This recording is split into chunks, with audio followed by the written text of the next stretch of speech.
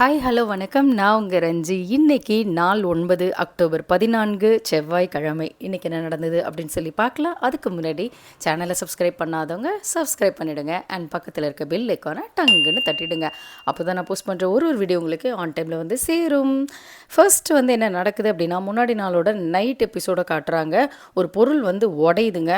அந்த பொருள் வந்து கிச்சனில் இருக்க ஐட்டம். ஸோ யார் உடைச்சிருப்பா அப்படின்னு சொல்லிட்டு தீவிரமாக எல்லாரும் மாறி மாறி பேசிகிட்டு இருக்காங்க. உடனே எல்லாரோட மைண்டில் வழக்கம் போல் யார் வருவா? பாரு தாங்க. ஏன்னா அங்கே வந்து என்ன நடந்தாலுமே பாரு தான் காரணம் அப்படின்னு சொல்லிட்டு ஒன்று நடக்குது. நம்ம பார்வதியும் என்னென்னா, சில பல நல்ல விஷயங்கள் செஞ்சாலும் ஒரு சில கெட்ட விஷயத்தினால பாப்புலர் ஆகிட்டு இருக்காங்க. உள்ளேயும் சரி வெளியிலையும் சரி அப்படின்ட்டு சொல்லலாம். உடனே வந்து பாரு என்ன சொல்கிறாங்கன்னா, லயபிள் ஃபால்ட் படி ப்ரூவ் ஆச்சு அப்படின்னா இது நான் தான் பண்ணேன் அப்படின்னு சொல்லிட்டு நான் அக்செப்ட் பண்ணிக்கிறேன். அது வரைக்கும் ஒன்றும் கிடையாது அப்படின்னு சொல்லிட்டு பேசிக்கிட்டு இருக்காங்க. அண்ட் க்ளீனிங் வேலைலாம் வந்து அரோராக்கெலாம் வந்து பாரு கொடுத்துட்ருக்காங்க. ஒரு சூப்பர் டீலக்ஸ் ரூம்மேட்டாக வந்து கொடுக்குறாங்க அப்படின்ட்டு சொல்லலாம். அடுத்து கிச்சனோட ஸ்லாப்பில் போயிட்டு உட்காடுறாங்க. அங்கே வந்து காய் வெட்டுவாங்களாம் அந்த ஸ்லாப்பில். அண்ட் வந்து சப்பாத்தி மாவுலாம் வந்து பிசைவாங்க போல இருக்குது.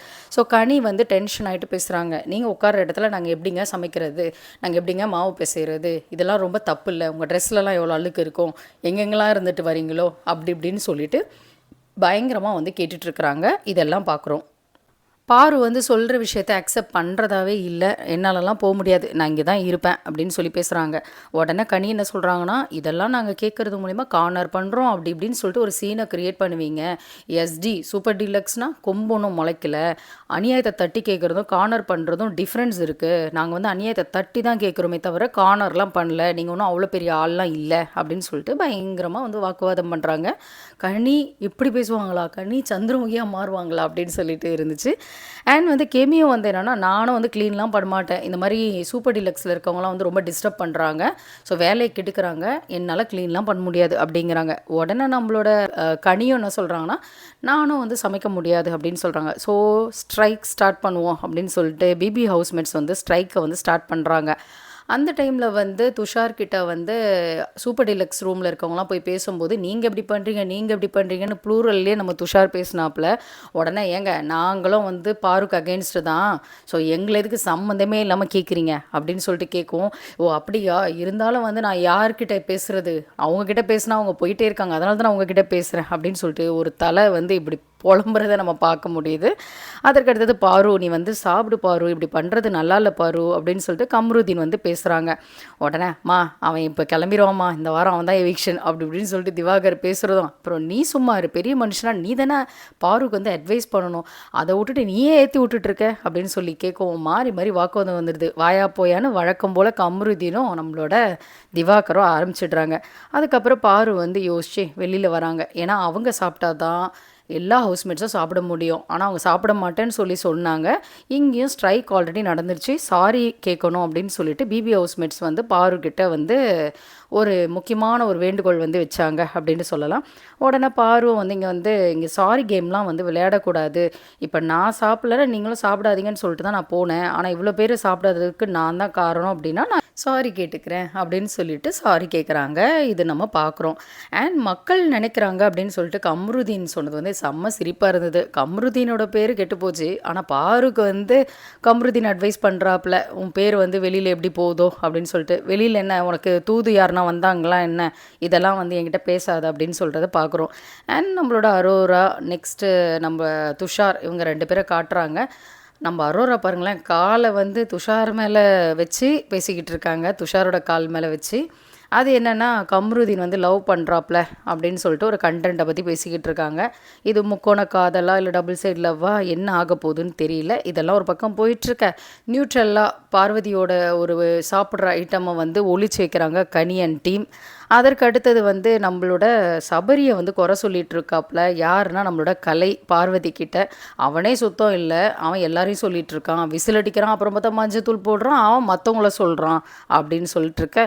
இன்னொரு சைடு வந்து நம்மளோட ஆதிரை வந்து எஃப்ஜேவை வெளியிலேயே பார்த்தாங்களாமா, சைட் அடித்தாங்களாம், கடைசியில் பார்த்தா அந்த குழந்தை இங்கே வந்துருச்சு அப்படின்னு சொல்லி பேசிகிட்டு இருக்காங்க. அடுத்தது டாஸ்க்கு ஸ்டார்ட் ஆகுது. அந்த டாஸ்க் என்னன்னு எல்லாருக்குமே தெரியும். நம்ம பிக் பாஸ் வரலாற்றிலே ரொம்ப ரொம்ப ஃபேமஸான ஒரு கேம் நீயும் பொம்மை நானும் பொம்மை. ஆனால் அந்த மாதிரி தான், ஆனால் அது கிடையாது.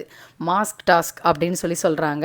ஸோ இதில் வந்து என்னென்னா 18 பேர் விளையாடுவாங்க அப்படின்னா 17 ஸ்லாட் தான் அங்கே இருக்கும். ஸோ 17 பேருக்கும் ஒரு ஒரு மாஸ்க் இருக்கும். சாரி, 18 பேருக்கும் மாஸ்க் இருக்கும். 17 இடத்துல போய் வைக்கும்போது ஒன்று மிஸ் ஆயிரும், இடம் இருக்காது. அப்போ அவங்க வந்து தோற்றுருவாங்க, அவங்க வெளியேறிடுவாங்க. இந்த மாதிரி டாஸ்க் வந்து போகும். இதில் வந்து என்னென்னா பிபி டீம் வின் ஆச்சு அப்படின்னா நெக்ஸ்ட் வீக் வந்து நோ நாமினேஷன் அப்படின்னு சொல்கிறாங்க. யாருன்னா வின் பண்ணவங்க, அவங்க வந்து நாமினேஷனுக்கு போக மாட்டாங்க. இதே சூப்பர் டீலக்ஸ் டீம் வந்து வின் ஆச்சு அப்படின்னா அந்த ஒரு பர்சன் வந்து நாமினேஷனுக்கு போக மாட்டாங்க. ஆல்ரெடி வந்து 50% தான் இல்லையா, ஸோ அவங்களுக்கு டபுள் தமாக்கா மாதிரி தான் இல்லையா, அது வந்து போயிட்டுருக்கு. அண்ட் வந்து பிபி டீமுக்கு வந்து ஒரு மோட்டிவேஷனல் ஸ்பீச் கொடுக்குறாங்க கனி. இது வந்து இண்டிவிஜுவல் கேம் கிடையாது, டீம் கேம். ஸோ எல்லோரும் சேர்ந்து டீமாக விளையாடணும் அப்படின்னு சொல்கிறாங்க. அதுக்கு அடுத்தது இந்த கேம் ஸ்டார்ட் ஆகிடுது. இந்த கேமில் அடிதடி இல்லாமல் நடக்குமா? ஸோ ஃபஸ்ட்டே வந்து அடிதடி தான். கண்ணா அப்படின்னா அந்த மாஸ்க்கை வந்து ஒருத்தரும் பாஸ் பண்ணி விளையாடுறதும், தூக்கி போட்டு விளையாடுறதும், ஒருத்தரை அடிச்சுக்கிறதும் இதெல்லாம் நடந்தது. விக்ரமும் பார்வதியும் அடிச்சுக்கிறாங்க, அண்ட் எஃப்ஜேவும் பார்வதியும் அடிச்சுக்கிறாங்க. சீப்பேன்லாம் பேசிக்கிறாங்க. இதெல்லாம் வந்து பயங்கர ஒரு ஆக்ரோஷமாக வந்து விளையாடினதை நம்மளால் பார்க்க முடியுது. இந்த கேம் மட்டும் இல்லைங்க, எந்த கேம்னாலுமே சரி இந்த சீசனில் வந்து எல்லாருமே வெறித்தனமாக விளையாடுறாங்க.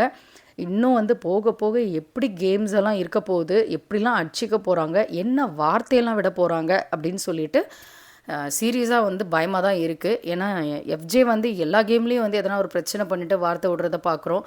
அண்ட் வந்து பாருவோட ஃபைட்டை பார்க்குறோம், கெமியோட ஃபைட்டை பார்க்குறோம். இது எல்லாமே வந்து பயமாக தான் இருக்குது அப்படின்ட்டு சொல்லலாம்.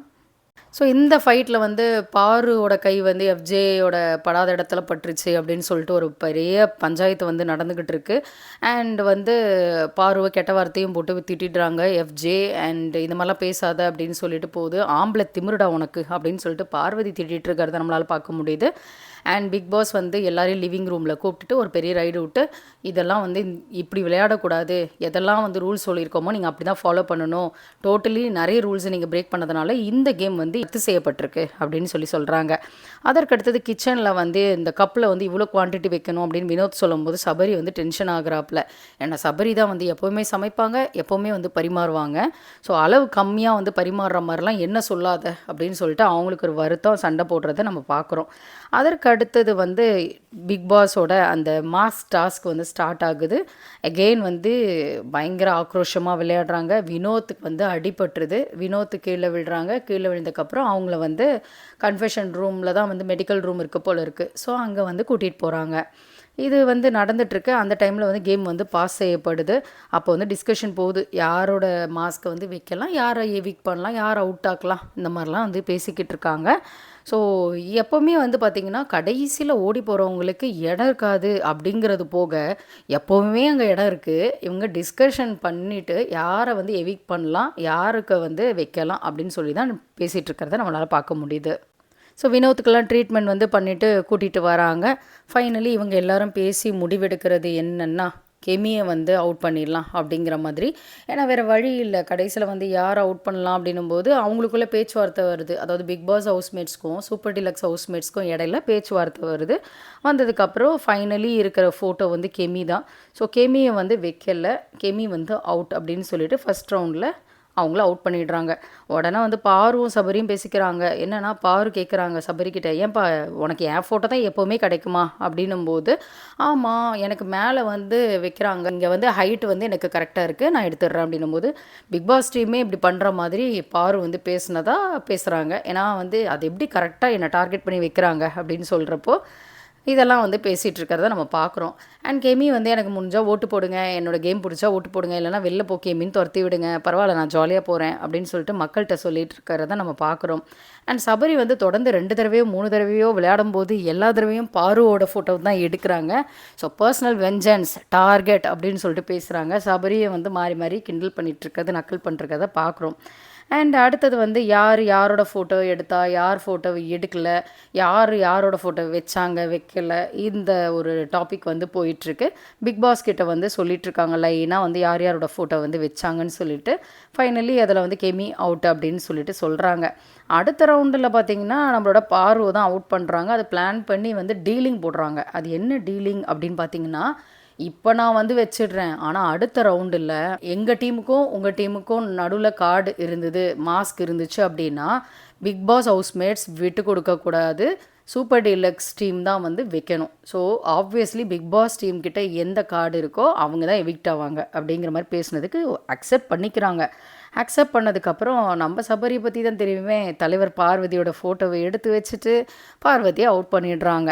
அண்ட் இதுக்கு இடையில வந்து பார்த்திங்கன்னா வியானாக்கு அடிபடுது. அண்ட் மாறி மாறி ஆல்ரெடி வினோத்துக்கு அடிபட்டுச்சு, அடுத்தது வியானா. ஸோ இந்த மாதிரி ஒருத்தரும் வந்து அடி ஒரு பக்கம் வாங்கி வாங்கி தான் இந்த கேம் வந்து விளையாடுறாங்க.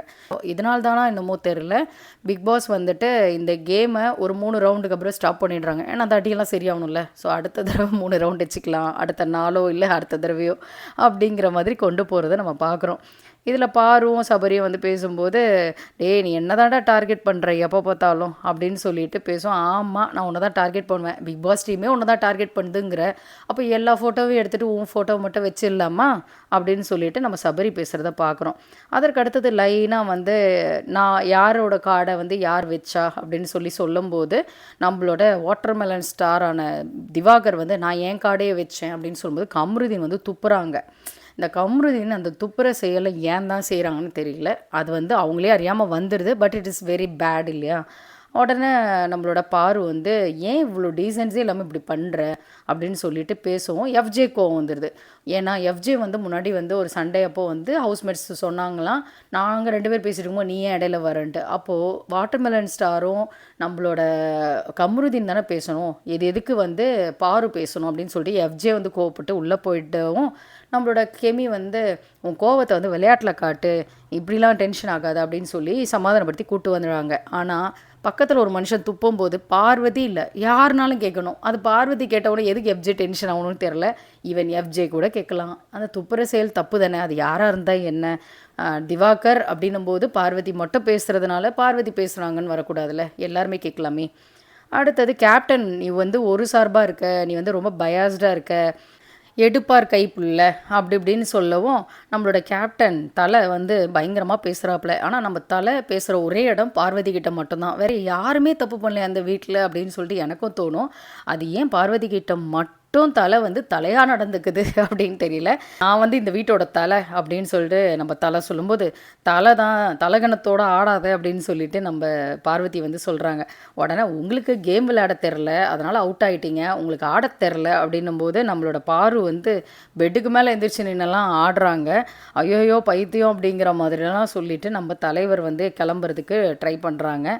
ஏன்னா 5ஆம் கிளாஸா 9ஆம் கிளாஸா உனக்கு சுயறிவு இல்லையா, சுயமூளை இல்லையா, நீ ஏன் எதுவுமே சிந்திக்க மாட்டியா, 17 பேர் ஒன்று சொன்னால் அப்படியே ஆமாசாமி போட்டு வந்துடுவியா, எடுப்பார் கைப்புள்ள பயாஸ்டு அப்படி இப்படின்னு சொல்லிட்டு பயங்கரமாக நம்ம பாரு பேசிகிட்டு இருக்கிறத பார்க்குறோம். அதற்கு அடுத்தது அந்த விஷயத்தை பற்றி, அதாவது தலை வந்து எப்படிலாம் வந்து ரியாக்ட் பண்ணுறாரு, எப்படிலாம் வந்து மற்றவங்களுக்கு ஏற்ற மாதிரி ஜால்ரா போடுறாரு அப்படின்னு சொல்லிட்டு வினோத்கிட்டேயும் திவாகர்கிட்டையும் பாரு வந்து சொல்லிக்கிட்டு இருக்காங்க. இதை நம்ம பார்த்தோம். ஸோ இன்றைக்கி வந்து பயங்கர சண்டை அனல் பறக்க தான் இருந்தது இந்த கேமில். ஸோ அது மட்டும் இல்லாமல் வழக்கம் போல் வந்து பாரு அண்ட் திவாகர் வீட்டுக்கு வந்து டோட்லி அந்த மீதி உள்ள 16 பேருக்கு ஆப்போசிட்டில் இருப்பாங்க.